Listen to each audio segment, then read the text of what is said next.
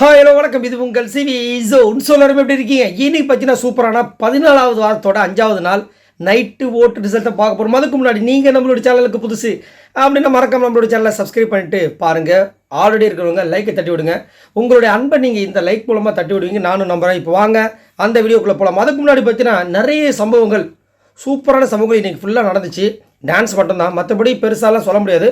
அது மட்டும் இல்லாமல் இந்த முத்துக்குமரன், இந்த மிடில் கிளாஸ் ஒரு ஃபேமிலியிலேருந்து வந்து முத்துக்குமரனை வந்துட்டு எப்படியாவது சாச்சிடலாம் அப்படின்னு சொல்லிட்டு நிறைய விஷயங்கள் உள்ளாரையும் நடக்குது, வெளியாரும் நடக்குது.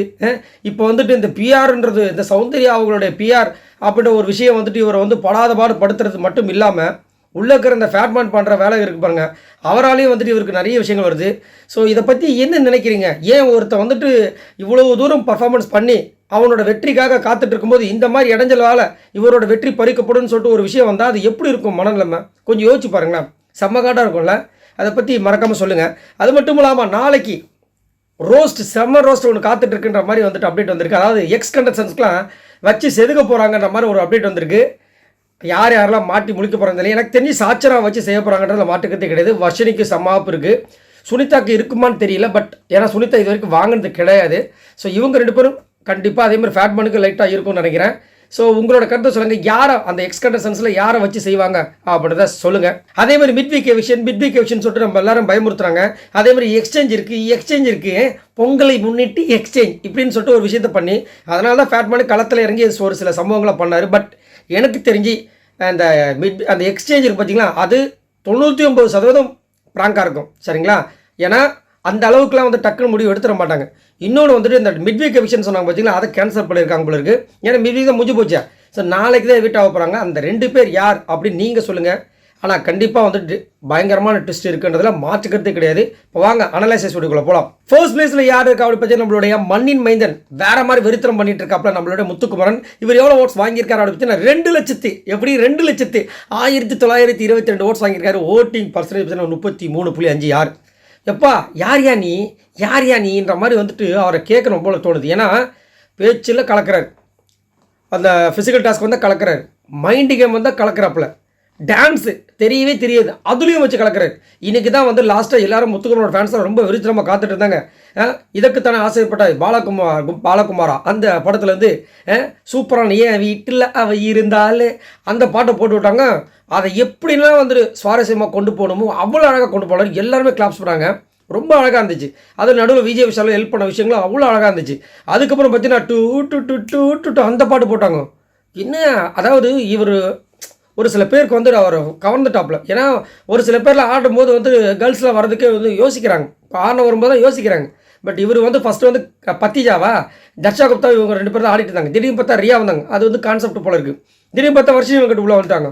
வேறு மாதிரி பர்ஃபார்மன்ஸ் அதுக்கேற்ற மாதிரி இவர் பண்ணுறாரு. அதாவது ஆல்ரவுண்டர் சொல்லுவாங்களா, எல்லாத்துலேயுமே யாரா அவன் அப்படின்ற மாதிரி அந்த மாதிரி ஒரு வெறுத்தரமான சம்பவம்லாம் பண்ணார். சூப்பராக இருந்துச்சு. அதே மாதிரி சுனிதா வந்து கேட்குறாங்க, என்ன இந்த டெரரான மூஞ்சியில் இவ்வளோ க்யூட்டான எக்ஸ்பிரஷனா? அப்படியே எனக்கு இவர் பண்ணுறதை பார்க்கும்போது நாகேஷ் அவர்களை வந்துட்டு அந்த மூஞ்சி வந்துட்டு அதை தான் நம்ம தீபக் சார் சொல்லியிருப்பார்.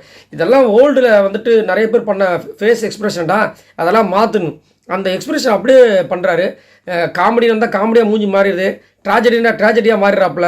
நல்ல ஒரு தரமான ஒரு பிளேயர். அது மட்டும் இல்லாமல் முக்கியமான ஒரு விஷயம், அந்த மிடில் கிளாஸ் அப்படின்ற ஒரு மேட்டர் பெரிய ஒரு சர்ச்சை ஏற்படுத்திச்சு. அதை யார் பண்ணாங்கன்னு உங்களுக்கே தெரியும். ஜாக்னி அதை சொல்லும்போது அப்பயே வந்து சாரி கேட்டிருப்பாங்க. அதை வந்து இப்போ ஃபேட்மேன் சொல்லிட்டார் போல இருக்குது.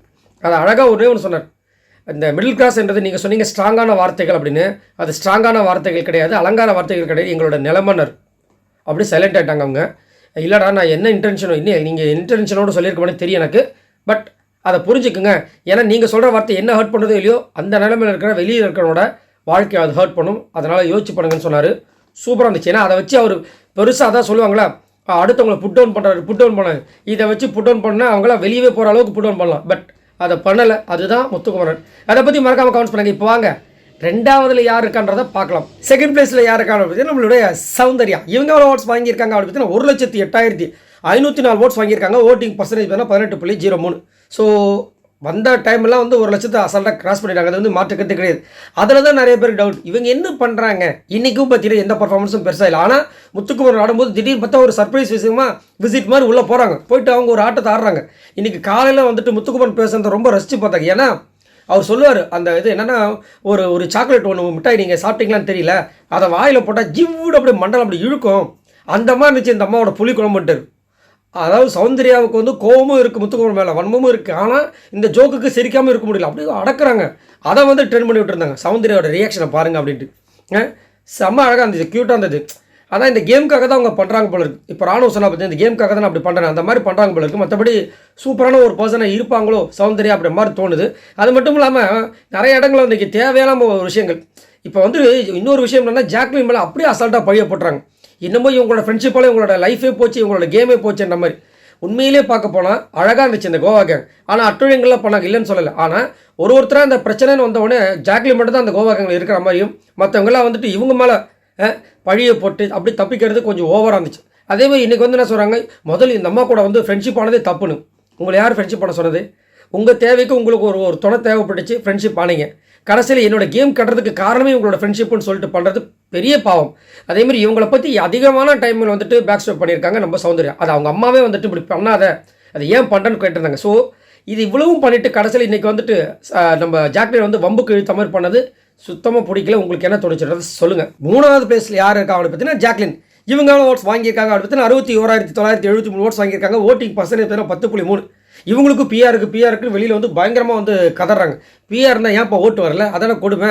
ஸோ இப்போல்லாம் என்னென்னா பிஆர்ன்றவங்க ஓட்டு போடுறவங்க கிடையாது, ஒரு சில பேருக்கு ப்ரமோட் பண்ணுறாங்க. ஆனால் ப்ரமோட் பண்ணும்போது அவங்களுக்கு வரல, அதுதான் உண்மை, சரிங்களா? ஆனால் ஜாக்லின் வந்துட்டு ஒரு தரமான ஒரு பர்ஃபார்மன்ஸை கொடுத்தாங்க இன்றைக்கி. அடட்டா அடட்டா அடட்டா செமையாக இருந்துச்சு. எனக்கு ரொம்ப பிடிச்சிருந்தது. ரொம்ப மனசார ஆடின மாதிரி இருந்துச்சு, ரொம்ப அதை ரசித்து ஆடின மாதிரி இருந்துச்சு. அதுக்கு ஆப்போசிட்டில் நம்ம ஆள் விஷால் ஒரு டைம் வந்து 2 பேரும் காம்போ சூப்பராக இருந்துச்சு, அப்படியே பார்க்கும்போது ரொம்ப அழகாக இருந்தது. அதுக்கப்புறம் பார்த்தீங்கன்னா இந்த வாடா பின்லேடா சிவகுமாருக்கு இவங்களுக்கு ஒட்டோட்டோட 2 பேரும் பின்னி புடல் எடுக்கிறாங்க, என்னையா இது அப்படின்ற மாதிரி இருந்தது. ஸோ கண்டிப்பாக வேற லெவலில் தெறிக்க விட்ட பர்ஃபார்மன்ஸ் இருந்துச்சு. ஆனால் ஒரு இடத்துல அழ ஆரம்பிச்சிட்டாங்க. ஏன் அப்படின்னா சௌந்தர்யா இந்த மாதிரி வந்து திடீர்னு கொஞ்சம் மனசு கஷ்டப்படுற மாதிரி பேசிடுறாங்க. இவங்க வந்து இவ்வளோ நாளாக வந்து எவ்வளோ கஷ்டப்பட்டு அந்த கிச்சனில் வந்து இவங்க விஷால் தீபக் தான் அதிகம், 2வது நம்ம ஜாக்லின் அப்படின்னு பண்ணும்போது அதை வந்துட்டு கிச்சனில் எவ்வளோ விஷயங்கள் இருக்குது, அதை கற்றுக்கணுன்ற விஷயங்கள் இல்லாமல் இவங்க வந்து சொல்லுவாங்கள்ல, இப்போ வந்துட்டு ப்ரொவிஷன் டாஸ்க்கு போவோம் அப்படின்னா ஒருத்தங்க வந்துட்டு அதை கிச்சனை பற்றி தெரிஞ்சவங்க போட்டோம், ஒருத்தங்க கற்றுக்கிறவங்க போங்க அப்படின்னா அது கூட தப்புன்றாங்க. இப்படி எல்லாத்துலேயுமே ஜாக்லின் வந்து கார்னர் பண்ணிட்டு வந்து அவங்க பாவம் என்ன பண்ணுவாங்க, கொஞ்சம் ஓவராக தான் இருக்குது. ஆனால் இவங்கள எல்லாரும் சொல்கிறாங்க இவங்க தான் வந்து அவங்கள கார்னர் பண்ணாங்க, என்னத்தான் சொல்ல. ஆனால் பட் ஜாக்லின் இஸ் ஒரு செம்ம பிளேயர்ன்றதை நிரூபிச்சிட்டாங்க. 4வது பிளேஸில் பார்த்தீங்கன்னா நம்மளுடைய விஷால் இருக்கார். இவர் எவ்வளோ ஓட்ஸ் வாங்கியிருக்காரு அப்படி பார்த்தீங்கன்னா 61,688 ஓட்ஸ் வாங்கியிருக்காரு. ஓட்டிங் பர்சன்டேஜ் பார்த்தீங்கன்னா 10.25. ஸோ மேலே இருக்கிற அவங்களுக்கும் இவங்களுக்கும் பார்த்தீங்கன்னா ஒரு 100 ஓட்டு, சரிங்களா? ஆனால் 4வது பிளேஸில் வந்திருக்காரு. பட் 4வது பிளேஸ்க்கு தகுதியான ஆளாக விஷால் அப்படி கேட்டிங்கன்னா எனக்கு இந்த வீட்லேயே அவர் இருக்கிறதுக்கு தகுதியான ஆள் கிடையாது என்னை பொறுத்த வரைக்கும். பட் இன்றைக்கி அவரோட பர்ஃபார்மன்ஸ் வேறு மாதிரி இருந்துச்சு. எப்படி போன சீசனில் மணி வந்துட்டு எல்லாருக்கும் கோரியோகிராஃப் பண்ணி ஹெல்ப் பண்ணார், அதே மாதிரி இன்றைக்கி பண்ணார். ஆனால் மணி அளவுக்கு இவர் டான்ஸர் கிடையாது, பட் இருந்தாலும் அவருடைய விஷயங்களை கொடுத்தார். அதுலேயும் குறிப்பாக இவரும் சிவாவும் தளபதி வெர்சஸ் தலை 2 பேரும் சண்டை போட்டால் எப்படி இருக்கும், அந்த மாதிரி ஒரு நடக்காத ஒரு விஷயத்தை வந்து நடக்கிற மாதிரி பண்ணி வேறு மாதிரி ஒரு சம்பவத்தை கொடுத்தாங்க. எல்லாருக்கும் பயமாக இருந்துச்சு, அவ்வளோ தத்ரூபமாக நடித்தாங்க. கடைசியில் வந்துட்டு மாஸ்டர் படத்தில் வர மாதிரி ஒரு ஸ்டில்லு கொடுத்து அழகாக இருந்துச்சு. அதுலேயும் பார்த்தீங்கன்னா ஒரு ஸ்டண்ட் அப்படி கீழேருந்து அப்படியே ஜம்ப் பண்ணி எந்திரிச்சார் விஷால். அதெல்லாம் ஆசமாக இருந்துச்சு. நிறைய பேரோட கைத்தட்டலுக்கு இன்றைக்கி முக்கிய காரணம் ஆப்போசிட்லேருந்து ஆட நம்ம விஷால்னு கண்டிப்பாக சொல்லி ஆகலாம். இதெல்லாம் ஓகே. பட் இதுக்கு முன்னாடி பண்ணதுனால என்னோடய கருத்து அவர் இந்த வீட்டில் இருக்கக்கூடாது. இவரால் வந்துட்டு நிறைய பேருக்கு பிரச்சனையும் இருக்குது. அதாவது நாளைக்கு வந்து விஷால் போனால் கூட எனக்கு சந்தோஷம் தான். ஏன்னா இவரை விட நிறைய ஃபோட்டோ போட்டு உண்மையாக இருந்திருக்காங்க இந்த வீட்டுக்குள்ளே நிறைய பேர், அதுக்காக சொல்கிறேன். அது மட்டும் இல்லாமல் இவரால் நல்ல கண்டஸ்டன்ஸ் வெளியில் போயிருக்காது, அதுக்கும் சொல்கிறேன். 5வது பிளேஸில் பார்த்தீங்கன்னா நம்மளுடைய தீபக் இருக்கார். இவர் எவ்வளோ ஓட்ஸ் வாங்கியிருக்காரு அப்படி பார்த்தீங்கன்னா 58,726 ஓட்ஸ் வாங்கியிருக்காரு. ஓட்டிங் பர்சன்டேஜ் பார்த்தீங்கன்னா 9.76. இன்றைக்கி பார்த்தீங்கன்னா அந்த ப்ரொமோவில் வந்து வர்ஷினி வெங்கட் வந்து தீபக் வந்து செம்ம டென்ஷனாக கத்திட்டாங்க. நம்மளுக்கு வந்து ஒரு வருத்தமாக இருந்துச்சு, இன்னும் இப்படி போட்டு கத்துறாங்க, அப்போ இவர் எதுவும் பண்ணியிருக்காரு அப்படின்னு. ஆனால் இவர் பண்ணியிருக்கார், அதுக்கு வந்து சாரின்னு கேட்டார். அது ஜென்டில்மேனோட விஷயங்கள். என்னென்னா வர்ஷினி வெங்கட் உள்ளே போயிட்டு வந்துட்டு ஏதோ சொல்லும்போது இவர் என்ன பண்ணிட்டார், டக்குன்னு வாய விட்டார். இப்போ கொஞ்சம் பேசுகிறார், சுனிதா கிட்ட பேசும்போது பேசுகிறாரு, இங்கேயும் பேசுகிறாரு. இவங்க வந்து கேமை புரிஞ்சு தான் பண்ணுறாங்களா புரியாமல் பண்ணுறாங்கன்ற மாதிரி சொன்னோன்னே அவங்களுக்கு ஹிட் ஆகிடுச்சு. ஏன்னா இந்த மாதிரி ஒரு விஷயத்த சொல்லி தான் போன வாட்டி எவிக்ட் பண்ணாங்க. திரும்ப வந்து நான் வந்து இருக்கேன், நான் அந்த மாதிரி கிடையாது ப்ரூவ் பண்ணேன் ஒரு பொண்ணுக்கிட்ட முன்னாடி இந்த மாதிரி ஒரு விஷயம் சொல்லும்போது கண்டிப்பாக ஹர்ட் ஆகும். அதுக்கப்புறம் தனியாக கூப்பிட்டு வந்து கேட்டு ஓ அப்படியா ஹர்ட் ஆயிடுச்சு அவனுக்கு சாரி அப்படின்னாரு. நல்ல விஷயங்கள் தான், சாரி கிடையாது, தப்பு இல்லை. ஆனால் இதை வந்து பண்ணக்கூடாதுன்றதான் நம்மளோட கருத்து. அதனால தான் வந்துட்டு இவர் அதாவது ஒரு சில பேர் கொஞ்சம் வீக்கான கண்டிஷன்ஸ்கிட்ட நல்லா முறைச்சிறாரு, கொஞ்சம் ஸ்ட்ராங்கான கண்டிஷன்கிட்ட கொஞ்சம் சேஃபாக ப்ளே பண்ணுறது மாற்றுக்கிறது கிடையாது. தீபக் கொஞ்சம் சேஃப் கேம் விளாட்றாரு. நல்லா நோட் பண்ணிங்கன்னா முன்னாடிலாம் வந்து கொஞ்சம் லைட்டாக உரண்டு எழுப்பார் முத்துக்குமரன் கிட்ட. ஆனால் இப்போலாம் முத்துக்குமரன் கிட்ட ஃபுல்லாக வந்து நட்பு பாராட்டுற விஷயங்கள் மட்டும்தான். ஏன் ஏன் அப்படின்னு கொஞ்சம் ஒரு டவுட் வருதுல்ல, அதுவும் கண்டிப்பாக வந்துட்டு எல்லாருக்குமே இருக்கும், அது வந்து மாற்றுக்கிறதே கிடையாது. பட் இருந்தாலும் ஒரு ஜென்டில்மேன்றதை ப்ரூவ் பண்ணார் வர்ஷினிகிட்ட அவங்க கேட்கும்போது. அதே மாதிரி இவரை தேவையில்லாமல் சாச்சனா வந்து சீனிக்கிட்டே இருக்காங்க. அதனாலே சாச்சனாக்கு நாளைக்கு சரியான அடி இருக்குது அப்படின்ற மாதிரி தோணுது. உங்களுக்கு என்ன தோணுதுன்றதை சொல்லுங்கள். பட் இருந்தாலும் இவர் நாளைக்கு வெளியில் போயிடக்கூடாது. ஏன்னா நிறைய பேர் வந்து ரூமர்ஸில் கிளப்பி விடுறாங்க தீபக் வெளியே போகிறதுக்கு சான்ஸ் இருக்குன்னு. பட் போகக்கூடாது, ஏன்னா நல்ல ஒரு திறமையான ஒரு போட்டியாளர், அவர் டாப் 5 வரணுன்றது என்னோட கருத்து. 6வது பிளேஸில் பற்றி நம்மளுடைய அருண் இருக்காரு. இவர் எவ்வளோ ஓட்ஸ் வாங்கியிருக்காரு அப்படின்னு 58,703 ஓட்ஸ் வாங்கியிருக்காரு. ஓட்டிங் பர்சன்டேஜ் பார்த்தீங்கன்னா 9.76. ஸோ அருண் இன்னைக்கு ஒரு சூப்பரான ஒரு சம்பவம் பெருசாக என்ன பண்ணுறான், அப்படியே ரோலிங்லேயே வந்துட்டு அவரோட கேரக்டரில் நல்லா ஆனால் காமெடியாக பேசுகிறாங்க மனுஷன். நல்ல காமெடி திறமை இருக்குது. நல்ல அதாவது இயல்பாகவே ஒரு பேசுவாங்களே அவங்கள பார்த்தா பிடிக்கும், நல்லா அழகாக பேசுகிறாருல அப்படின்ட்டு. அதெல்லாம் நல்லா இருக்குது. ஸ்பான்டினியஸாக ஒரு சில பாயிண்ட்ஸ்லாம் அடித்து விடுறாரு, நல்லா இருக்குது. இவரும் அப்புறம் ரயான் கூட அப்புறம் முத்துக்குமரன் கூடலாம் ஒரு சில காம்போஸ் அதெல்லாம் பார்த்து ரொம்ப நல்லா இருந்துச்சு. மற்றபடி பெருசாக இல்லை. ஸோ பார்க்கலாம் என்ன நடக்குதுன்னு. இவர் கூட வந்துட்டு போகிறதுக்கு வாய்ப்பு இருக்குன்ற மாதிரி தான் இருக்குது. ஏன்னா இவர் 6வது பிளேஸில் இருக்கார். பட் என்னுடைய கணிப்பு நான் முதலேருந்து சொன்னது அருண் விட மாட்டாங்க அப்படின்ட்டு. பட் இருந்தாலும் நிறைய பேர் வந்து அருண் போயிடுவார்ன்ற மாதிரி சொல்கிறாங்க. பார்க்கலாம் என்ன நடக்குது, நாளைக்கு தான் தெரியும் டெஸ்ட்டு. 7வது பிளேஸில் பார்த்தீங்கன்னா நம்மளுடைய பவித்ரா இருக்காங்க. இவங்க எவ்வளோ ஓட்ஸ் வாங்கியிருக்காங்க அப்படின்னு 50,633 ஓட்ஸ் வாங்கியிருக்காங்க. ஓட்டிங் பர்சன்டேஜ் பார்த்தீங்கன்னா 8.34. ஸோ கண்டிப்பாக வந்துட்டு பவித்ரா வந்துட்டு ஓ கையா அப்படி தான் ஆக போகுது. ஆனால் வந்து நிறைய பேர் அதாவது பவித்ராவோட ரசிகர்லாம் வந்துட்டு போகக்கூடாதுங்க, அவங்க டாப் 5 இருக்கணும் அப்படின்ற மாதிரி நிறைய பேர் வந்து ரொம்ப பொங்குறாங்க. பட் இருந்தாலும் இவங்களுக்கு மேலே ஒரு சில பேர் பர்ஃபார்மன்ஸ் பண்ணியிருக்காங்க. ஆனால் நான் என்ன சொல்கிறேன்னா விஜய் விஷால் சொன்னேன் பார்த்தீங்களா, விஜய் விஷாலை விட இவங்க நல்ல பர்ஃபார்மன்ஸ் கொடுத்துருக்காங்கன்றது என்னோட கருத்து. சரிங்களா? அது மட்டும் இல்லாமல் மஞ்சள்லாம் போயிருக்கக்கூடாது, சரி விடுங்க, போனவங்களை பற்றி இப்போ வேண்டாம். அருண்லாம் ஓரளவு கொடுத்துருக்காரு. மற்றபடி ரொம்ப டஃப்புங்க, ரொம்ப டஃப். அதனால் பவித்ரா தான் போகிறதுக்கு வாய்ப்பு எக்கச்சக்கமாக இருக்குது. அது மட்டும் இல்லாமல் ஓட்டும் ரொம்ப கம்மியாக தான் இருக்குது. பட் இருந்தாலும் எக்ஸ்கண்டன்ஸ் சொன்ன மைண்ட் என்னவாக இருக்குன்னா பவித்ரா போக மாட்டாங்க அப்படின்ற மாதிரி சொல்கிறாங்க. நீங்கள் சொல்லுங்கள், நாளைக்கு பவித்ரா போவாங்களா போக மாட்டாங்களா? ஸோ இவங்க எல்லோரும் மொத்தமாக வாங்கின ஓட்ஸ் இது வரைக்கும் பார்த்தீங்கன்னா 6,1749 ஓட்ஸ் வாங்கியிருக்காங்க. ஸோ இப்படி தான் வந்துட்டு இந்த நிலவரம் இருக்குது. இது நாளைக்கு நிலவரமாக இருக்குமா இல்லை கலவரமாக மாற போகிறான்றது நான் உங்களுக்கு கண்டிப்பாக நான் சொல்கிறேன். நம்மளுக்கு அதுக்குள்ளே வந்துட்டு யார் எவிட் ஆகிறாங்கிற விஷயங்கள் வந்துடும். அதை நான் உங்களுக்காக கண்டிப்பாக வந்துட்டு உண்மையாக நேர்மையாக கொடுக்குறேன். அதுக்கு நீங்கள் மறக்காமல் இந்த வீடியோக்கு ஒரு லைக்கை தட்டி விடுங்க, மறக்காமல் சப்ஸ்கிரைப் பண்ணுங்கள். பாய் நண்பர்கள்.